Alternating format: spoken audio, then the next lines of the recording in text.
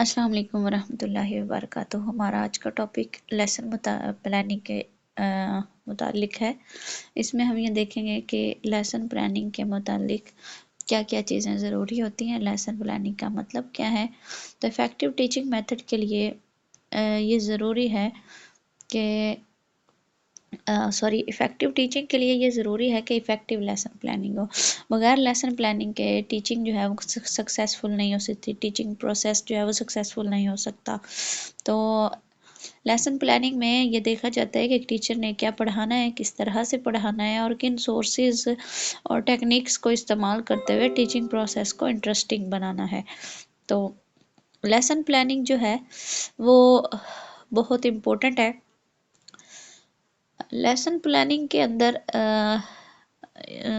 ये देखा, ये एक टेक्निक है जो तहरीरी के या मेमोरी के तौर पर यूज़ की जाती है ड्यूरिंग लेसन के। बाज़ औक़ात टीचर जो है वो पढ़ाते हुए कुछ चीज़ें अगर उसके जहन से निकल जाती हैं, तो अगर लेसन प्लानिंग की हुई हो तो फिर उसके लिए तमाम जो है पहलू हैं उनको एक्सप्लेन करना, बयान करना आसान हो जाता है।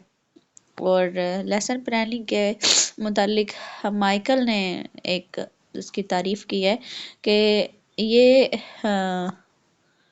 तजर्बात का एक सिलसिला है कि जो किसी एक ख़ास दिन और एक ख़ास वक्त पर जो है वो वाक़ होता है। और ये तालीम के जर्नल और स्पेसिफ़िक जो ऑब्जेक्टिव्स हैं उनको उनका जो है मुनज़्ज़म मवाद होता है और मख़सूस ज़राए से जो एक टीचर स्टूडेंट की रहनुमाई इसमें करते हैं और स्टूडेंट्स इससे रहनुमाई हासिल करते हैं। इसके बाद हम डिस्कस करते हैं सिग्निफिकेंस ऑफ लेसन प्लानिंग। तो लेसन प्लानिंग की जो अहमियत है या इसके क्या इम्पोर्टेंस है, उसमें यह सबसे पहले है कि helps teacher to do justice with topic. अगर लेसन प्लानिंग की जाती है, जो कि बहुत ज़रूरी है, करनी ही होती है, तो ये टीचर की हेल्प करता है कि वो टॉपिक के साथ इंसाफ करे, यानी उसे हर पहलू से डिस्कस करे, कोई एस्पेक्ट जो है वो टॉपिक का रह ना जाए। तो लेसन प्लानिंग हेल्प करती है टीचर को कि टॉपिक को हर एंगल से एक्सप्लेन करे और टॉपिक के साथ फिर इंसाफ करे। उसके बाद है helps in identifying and achieving objectives. जो भी लर्निंग के या एजुकेशनल ऑब्जेक्टिव्स होते हैं उनकी शनाख्त करने में, उनको हासिल करने में लेसन प्लानिंग एक टीचर की हेल्प करती है।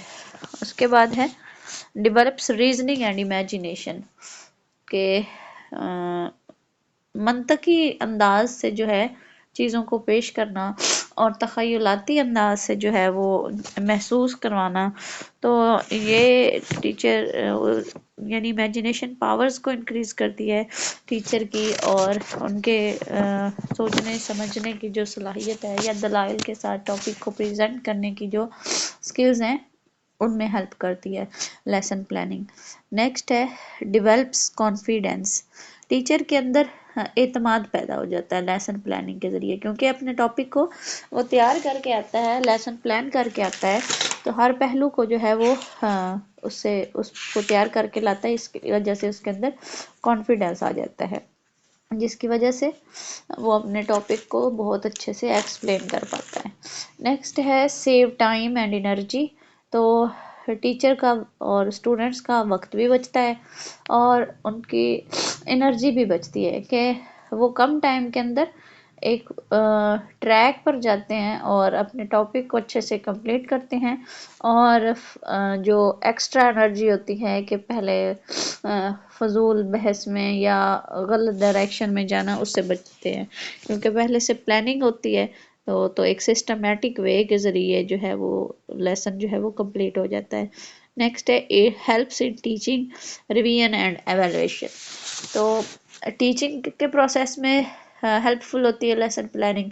फिर लेसन को रिवाइज करने में, स्टूडेंट्स की एवेलुएशन में बहुत ज़्यादा हेल्पफुल होती है लेसन प्लानिंग, क्योंकि पहले से जो पढ़ाया हुआ होता है उसके मुताबिक स्टूडेंट्स की जब डेली लेसन प्लानिंग हो रही है तो फिर उसके बाद उनको एवेल्यूएट करना आसान हो जाता है कि किस हद तक उनका लर्निंग प्रोसेस है और किस हद तक उन्होंने लर्निंग की है, क्या सीखा है। फिर मेंटेन डिसिप्लिन है, डिसिप्लिन को बरकरार रखने में भी लेसन प्लानिंग हेल्प करती है कि स्टूडेंट्स जो हैं उनको एक टीचर बिजी रखता है डिफरेंट एक्टिविटीज़ में, क्योंकि लेसन प्लानिंग के दौरान वो पहले से ही वो एक्टिविटीज़ जो है वो मुतय्यन कर चुका होता है। इसके बाद है मेंटेन सीक्वेंस ऑफ कंटेंट्स। तो ये भी बहुत ज़रूरी पॉइंट है कि जो भी कंटेंट है, टॉपिक है, उसको एक सीक्वेंस के ज़रिए चलाया जाता है लेसन प्लानिंग के अंदर। और यानी कोई भी टॉपिक है, पहले उसको उसकी डेफिनेशन, फिर उसके एक्सप्लेनेशन, और फिर स्टेप वन बाय वन उसके सारे जो स्टेप्स हैं उनको एक्सप्लेन किया जाएगा। तो एक तरतीब के साथ जो है वो चला जाता है लेसन प्लानिंग के ज़रिए। तो टीचर को कॉन्फिडेंस प्रोवाइड करती है, टीचर और स्टूडेंट के लर्निंग का प्रोसेस जो है वो इम्प्रूव हो जाता है। और डिफरेंट किस्म के टीचर जो है वो टेक्निक्स और स्ट्रेटजीज़ का इस्तेमाल करते हुए, ऑडियो विजुअल एड्स का इस्तेमाल करते हुए अपने लेसन को इम्प्रूव करता है। उसके बाद है अप्रोचेज ऑफ लेसन प्लानिंग, जिनमें सबसे पहले हमारे पास हर्बर्टियन अप्रोच है। हर्बर्शियन या हर्बर्टियन दोनों को इसको कहा जाता है। हर्बर्शियन अप्रोच में लेसन प्लानिंग किस तरह से होती है, तो इसमें जो है ये जॉन फ्रेडरिक हर्बर्ट था, जर्मन फिलोसफर, साइकोलॉजिस्ट और founder of pedagogy as an academic discipline. तो इसके मुताबिक क्या है कि it is based on appreciative, yani appreciative mean the mental process by which a person makes sense of an idea by assimilating to the body of ideas he or she already possess। यानी एक जहन नशीनी का जो process है, जो उसके ख्यालात हैं उन पर, और जिनका वो जिन ख्यालात का वो पहले से मालिक हो।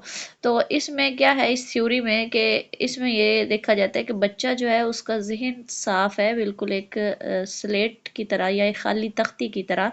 तो उसके जो जो उसको न्यू नॉलेज देना होता है, वो अगर उसके प्रीवियस नॉलेज के साथ लिंक करके दिया जाए तो उसके लिए उसको समझना आसान होता है और उसको सीखना आसान होता है, और फिर वो उस पर देर पा असर छोड़ता है। तो इस अप्रोच के अकॉर्डिंग जो है this approach is used for memory level teaching and involves 5 steps. उन 5 स्टेप्स में सबसे पहले प्रिपरेशन है, नेक्स्ट प्रेजेंटेशन और कंपैरिजन, फिर एब्स्ट्रैक्शन और उसके बाद जर्नलाइजेशन। ये इसके 5 जो है वो स्टेप्स है हर्बर्शियन अप्रोच के। और इसमें ये जो है हर्बर्शियन अप्रोच ये स्कूल लेवल पर आमतौर पर इस्तेमाल की जाती है। और इसमें सबसे पहले तरीकाकार ये है कि डेट लिखी जाएगी, क्लास और पीरियड, फिर सब्जेक्ट और टॉपिक। आमतौर पर जो क्लास में जाके लेसन स्टार्ट करने से पहले स्टेटमेंट्स लिखी जाती हैं, सॉरी डाटा लिखा जाता है कि क्लास में सबसे पहले बोर्ड पर डेट लिखी जाती है, फिर क्लास, पीरियड, सब्जेक्ट, टॉपिक और टोटल स्टूडेंट्स, एब्सेंट स्टूडेंट्स। तो इसके बाद वन बाय वन हम इसको डिस्कस करते हैं। जनरल ऑब्जेक्टिव्स में देखें तो जर्नल मतलब अमूमी मकासद क्या होते हैं लर्निंग के या लेसन के, तो उसमें यह है कि एक टीचर जो है वो सब्जेक्ट को जहन में रखते हुए उन जर्नल ऑब्जेक्टिव्स को खुद मुतय्यन करता है। जैसे मिसाल के तौर पर to develop the knowledge of grammar among the students.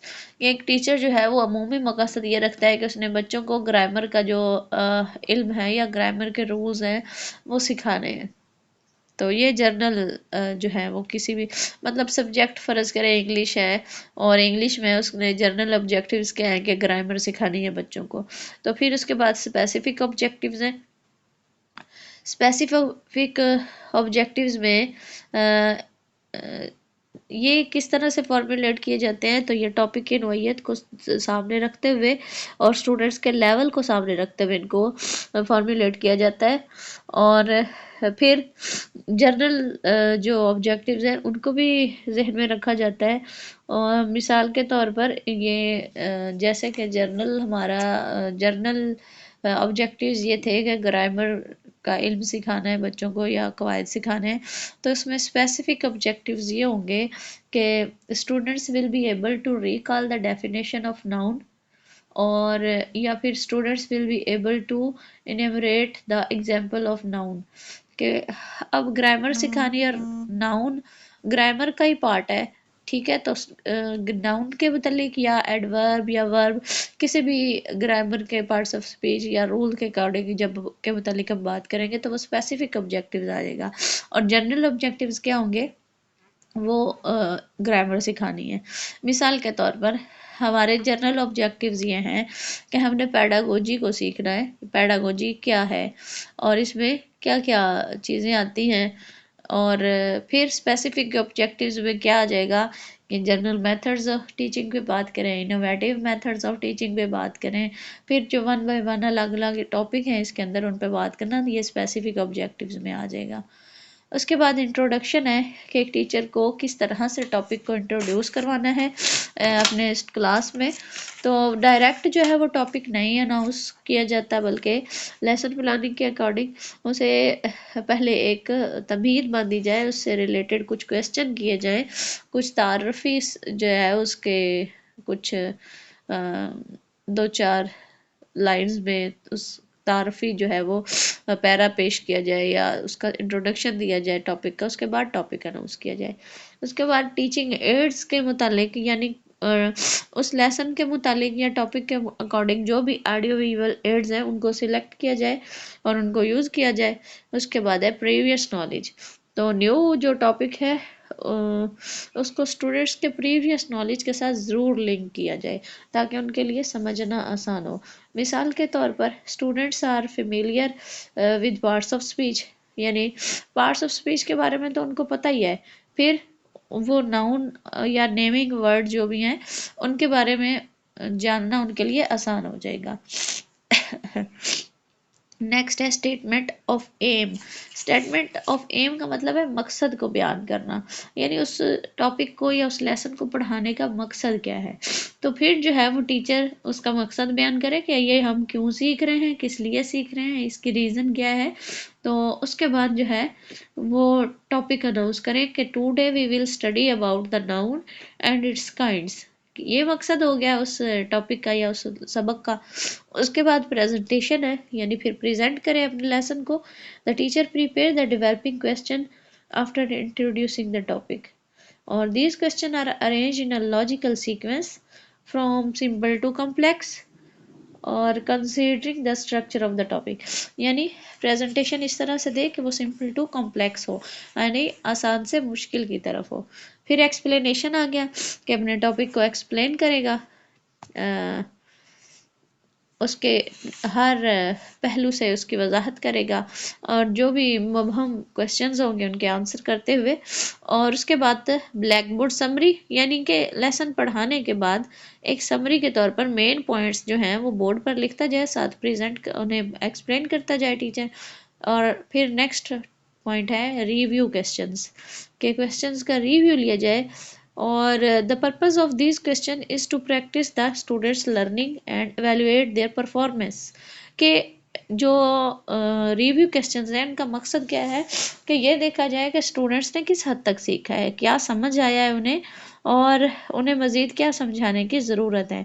मिसाल के तौर पर these review questions are based only after running the blackboard summary, के जब ब्लैक बोर्ड समरी पेश की उसके बाद ये जो क्वेश्चन है, मिसाल के तौर पर what is the definition of noun और give some examples of noun. तो इस तरह के जो सवालात हैं जब स्टूडेंट्स इनके आंसर करेंगे तो इससे ये पता चल जाएगा कि स्टूडेंट्स ने क्या सीखा है और वो अपने लर्निंग प्रोसेस में किस लेवल पर खड़े हैं। और लास्ट पॉइंट है जी होम असाइनमेंट्स, यानी होमवर्क देना। होमवर्क देना बहुत ज़रूरी है क्योंकि होमवर्क के बगैर जो है वो स्टूडेंट्स को नहीं छोड़ा जा सकता। तो at the end of the lesson home assignments is given to the students on the same teaching unit, उसी लेसन के जो हैं मुतालिक ही होमवर्क दिया जाए। The purpose of homework is to practise, to organise and the study the topic for better understanding and retention. के मकसद क्या होता है होमवर्क का, कि एक तो वो उसको लेसन को रिवाइज कर लें, फिर उसे अच्छे से उसकी प्रैक्टिस हो जाएगी, और ऑर्गेनाइज कर लें उसको, यानी तरतीब से सीक्वेंस से उसको जहन नशीन करें, उसका मुतालिया करें, और ताकि उन्हें उससे बेहतर अंडरस्टैंडिंग हो जाए उसकी, और वो फिर लॉन्ग लास्टिंग जो है वो एक उनके जहन में बैठ जाएगा, लॉन्ग लास्टिंग इल्म हो जाएगा उनके लिए। और नेक्स्ट है जी एडवांटेजेस के, हर्बर्शियन अप्रोच के जो एडवांटेजेस हैं, तो लेसन प्लान के जो एडवांटेजेस हैं, this plan is prepared logically which will work psychological for learning. फिर उसके बाद है it is used for teaching all subjects and almost everywhere, के ये स्कूल लेवल पर लर्निंग के लिए हर सब्जेक्ट के लिए ये अप्रोच यूज़ की जा सकती है, या ये मेथड लेसन प्लानिंग का यूज़ किया जा सकता है, और हर जगह पर यूज़ किया जा सकता है। फिर ये जो है वो डिडक्टिव इंडक्टिव मेथड जो है मसलन जर्नल टू स्पेसिफिक के तौर पर इस्तेमाल किया जाता है, ये इसके एडवांटेजेस हैं। और फिर है it can be used for achieving objectives of cognitive domain effectively and efficiently। तो ये इसके एडवांटेजेस थे। इसके बाद लिमिटेशंस हैं, लिमिटेशंस पर बात करते हैं कि ये टीचर डोमिनेटेड अप्रोच है, जो हर्बर्शियन अप्रोच है इसमें सब, यानी जिस तरह आप कहें कि टीचर सेंटर्ड अप्रोच है, कि इसमें जो टोटल फोकस किया जा रहा है वो टीचर को किया जा रहा है, कि टीचर ही फैसला कर रहा है जनरल ऑब्जेक्टिव्स का, स्पेसिफिक ऑब्जेक्टिव्स का। तो ये टीचर डोमिनेटेड अप्रोच है, ये इसकी लिमिटेशंस में है, ये इसकी खामी है। उसके बाद एक दूसरी खामी जो है या लिमिटेशंस में, कि ये कंटेंट मैटर जो है, यानी it is mainly emphasises on best presentation of content matter, यानी मवाद की बेहतरीन प्रेजेंटेशन पर ज़्यादा से ज़्यादा ये जोर देता है कि उसको तरतीब से पेश किया जाए, उसके हर पहलू से उसकी वजाहत की जाए, फिर उनको पिछले नॉलेज के साथ लिंक किया जाए, स्टेटमेंट को बयान किया जाए, प्रेजेंटेशन दी जाए। तो यानी कंटेंट की जो बेस्ट प्रेजेंटेशन है उसको ये उस पर ज़्यादा जोर देता है। तो ये इसकी। और फिर lesson plan is highly structured and does not provide any opportunity for learners creativity and originality, के बस ये इतना इसका स्ट्रक्चर्ड आला होता है, और फिर ये कोई ऐसा स्टूडेंट्स को तख्लीकी सलाहियतें निखरने का कोई मौका नहीं प्रोवाइड करता। तो ये भी इसकी खामी है। फिर ये साइंटिफिक जो है वो मेथड जो है वो प्रोवाइड नहीं करता टीचिंग का, तो ये भी इसके डिसएडवांटेजेस में आ जाता है। तो ये हमारी थी हर्बर्शियन या हर्बर्टियन अप्रोच। उसके बाद मॉरिसन्स अप्रोच है। अब मॉरिसन्स अप्रोच जो है it is not very popular to lesson plan, ये इतनी कोई मशहूर नहीं है कि इससे के लेसन प्लान के अंदर, लेकिन ये भी एक अप्रोच है लेसन प्लानिंग की। तो इसमें क्या होता है कि ये अमेरिका में ज़्यादा इस्तेमाल किया गया मॉरिसन अप्रोच को, और इसको ये यूनिट मेथड के नाम से ज़्यादा जो है वो मशहूर है। और मॉरिसन के मुताबिक जो है वो यूनिट एक मुनज़्ज़म हिस्से और आर्ट के माहौल का एक काबिल अमल और इम्पोर्टेंट एस्पेक्ट है, यानी कि unit is a comprehensive and significant aspect of environment of an organized section and art। तो फिर वाइजले के मुताबिक यूनिट जो है is an organized body of information and experience designed to effect significant outcomes for the learners। तो Morrison जो है उसने इसको किस तरह से तरतीब दिया कि एक साइकिल प्लान ऑफ टीचिंग है, और मेजर यानी ज़्यादा जो ज़ोर देता है वो लर्निंग ऑब्जेक्टिव्स पर है, और स्टूडेंट्स की ज़रूरत के मुताबिक जो भी लर्निंग टीचिंग जो टास्क हैं उस पर ये फोकस करता है। और इसके 5 स्टेप्स हैं इम्पोर्टेंट, जिनमें सबसे पहले एक्सप्लोरेशन है, यानी टॉपिक को एक्सप्लोर करना, और उसके बाद प्रेजेंटेशन है, अपने कंटेंट को पेश करना, फिर एजिमुलेशन है, जहन नशीन करना यानी याददाश्त के तौर पर, फिर ऑर्गेनाइजेशन, और लास्ट पर रेसिटेशन है। अब इसमें ज़्यादा जो इम्पोर्टेंस दी गई है या मेन स्ट्रेस जिस पर दिया गया वो अजीमिलेशन पर है, यानी थर्ड स्टेप पर। मॉरिसन अप्रोच के अंदर थर्ड स्टेप को ज़्यादा इम्पोर्टेंट करार दिया गया है कि जहन नशीनी या अजीमिलेशन जो है ये बहुत इम्पोर्टेंट है।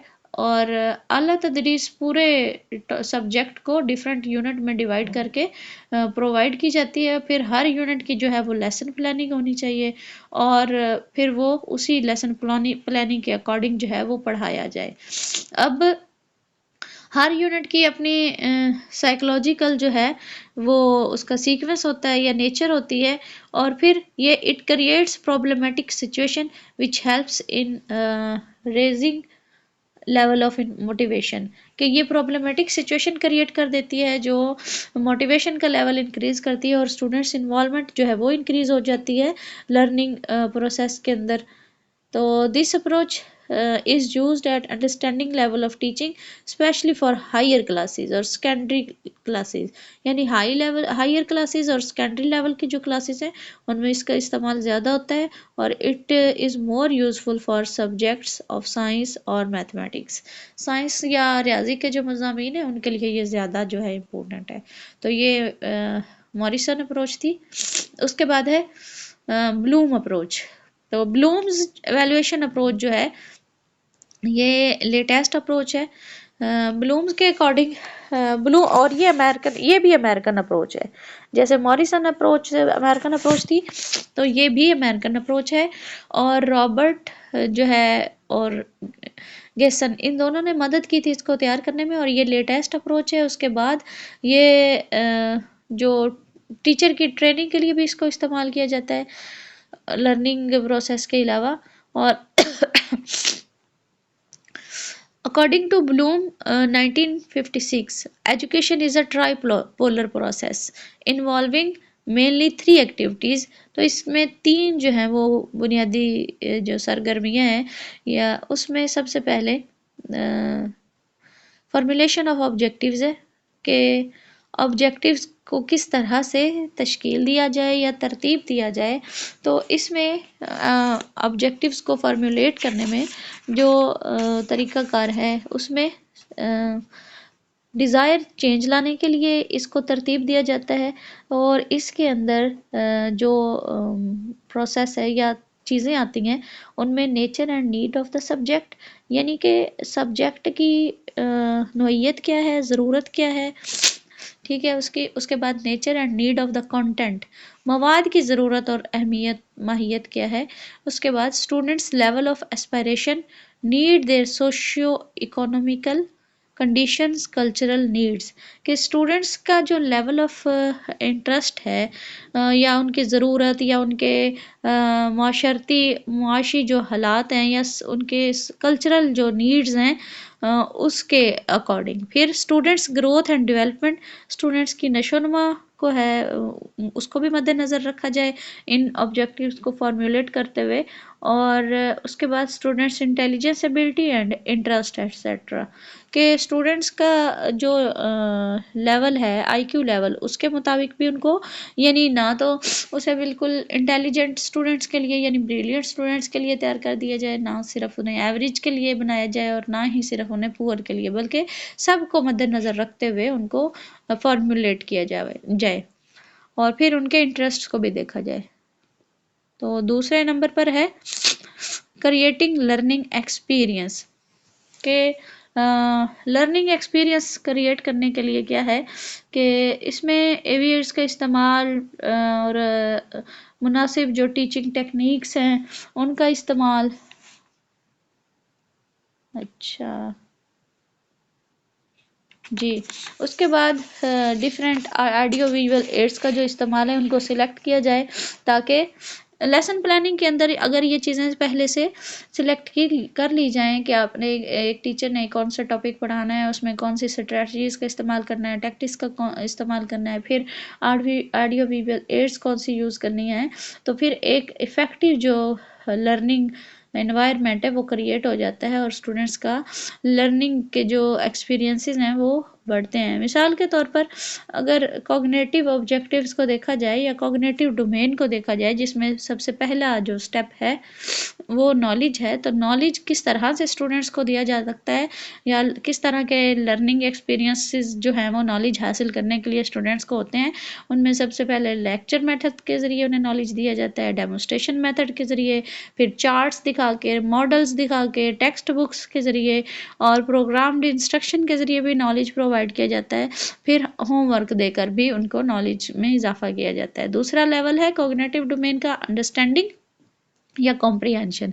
तो अंडरस्टैंडिंग में क्या है, क्वेश्चन आंसर की स्ट्रेटजी को इस्तेमाल करते हुए उनकी अंडरस्टैंडिंग को इंक्रीज़ किया जाता है। फिर सेमिनार्स के ज़रिए, डिस्कशंस, मैप्स, टेक्स्ट बुक्स और होमवर्क के ज़रिए उनकी अंडरस्टैंडिंग को इंक्रीज़ किया जाता है। थर्ड नंबर पे एप्लीकेशन है, तो प्रोजेक्ट मेथड के ज़रिए उनकी जो है वो अप्लाई हो जाता है किसी भी जो भी वो नॉलेज सीखते हैं उस पर जब प्रोजेक्ट दिया जाए तो फिर उनकी एप्लीकेशन वाला थर्ड जो लेवल है वो कंप्लीट होता है। वो लर्निंग इसके ज़रिए सीखते हैं, फिर लर्निंग उनकी होती है। उसके ज़रिए है क्रिएटिविटी, यानी फोर्थ नंबर पर जो है वो क्रिएटिविटी है कॉग्निटिव डोमेन के अकॉर्डिंग। तो फिर प्रॉब्लम सॉल्विंग मेथड के ज़रिए क्रिएटिव जो उनकी सलाहियतें हैं उनको निखारा जाता है। उसके अलावा सेमिनार्स के ज़रिए और वर्कशॉप्स और फील्ड ट्रिप्स के ज़रिए जो है वो क्रिएटिव एक्टिविटी जो है उनकी उसको बढ़ाया जा सकता है। उसके बाद नेक्स्ट है evaluating change in the behaviour. तो स्टूडेंट्स के बिहेवियर में जो तब्दीली आई है तो इसको इवेल्युएट किया जाए। अब on the basis of evaluation approach outline of the lesson plan is given below, date, class, period, subject, topic, जैसा कि पहले बताया हर्बर्शियन अप्रोच के अकॉर्डिंग। फिर स्पेसिफिक ऑब्जेक्टिव्स जो हैं उनको देखा जाए। अब ये जो वैल्यूएटिंग चेंज इन बिहेवियर है उसमें वैल्यूएशन जो है वो रिटर्न तरीके से भी हो सकती है, यानी कुछ लिखवाया जाए, मेन पॉइंट लिखवा लिए जाए टॉपिक से रिलेटेड या समरी लिखवा ली जाए, या फिर ऑरल क्वेश्चन जो है वो पूछ लिए जाएं। जैसे पहले हम ग्रामर के हवाले से लेसन प्लानिंग को देख रहे थे कि what is the definition of nouns, give some examples of noun और नेमिंग वर्ड। तो इस तरह के क्वेश्चंस टॉपिक से रिलेटेड ऑरली पूछकर भी वैल्यूएशन की जा सकती है। तो स्पेसिफिक ऑब्जेक्टिव्स में students are able to describe, students are able to recall, इस तरह के क्वेश्चंस होते हैं। फिर प्रेजेंटेशन है लर्निंग ऑब्जेक्टिव से रिलेटेड। तो टीचर एक्टिविटीज़ क्या होती हैं, क्वेश्चंस, स्टूडेंट्स की एक्टिविटीज़ क्या होती हैं, आंसर करना। फिर teaching methods and teaching ads, इसमें टीचिंग स्ट्रेटजीज़ का इस्तेमाल होता है, टैक्टिक्स का और ऑडियो विजुअल एड्स अगर ज़रूरत हो तो। और ऑब्जेक्टिव्स क्या होते हैं, नॉलेज है ऑब्जेक्टिव, इसमें कम्प्रीहेंशन है और एप्लीकेशन है, ये तीन लेवल हैं। उसके बाद वैल्यूएशन है, होमवर्क है, फिर merits of Bloom's lesson plan के लेसन प्लान जो ब्लूम्स का लेसन प्लान है उसकी खूबियाँ क्या है। तो उसकी खूबियों में सबसे पहले ये है कि इनपुट और आउटपुट के दरमियान एक रिलेशनशिप डेवलप हो जाता है, यानी लर्निंग प्रोसेस के अंदर इनपुट और आउटपुट के दरमियान एक रिलेशनशिप जो है वो डेवलप हो जाता है। उसके बाद teaching is made more scientific and systematic, के ज़्यादा साइंसी और मुनज़्ज़म बन जाती है। फिर ज़्यादा से ज़्यादा जो बिहेवियरल चेंज है वो कम से कम कोशिशों में लाई जाती हैं। फिर इंसानी यानी जो it helps to check wastage of human energy, इंसानी एनर्जी और टाइम का जो वेस्टेज है उसको भी चेक किया जाता है।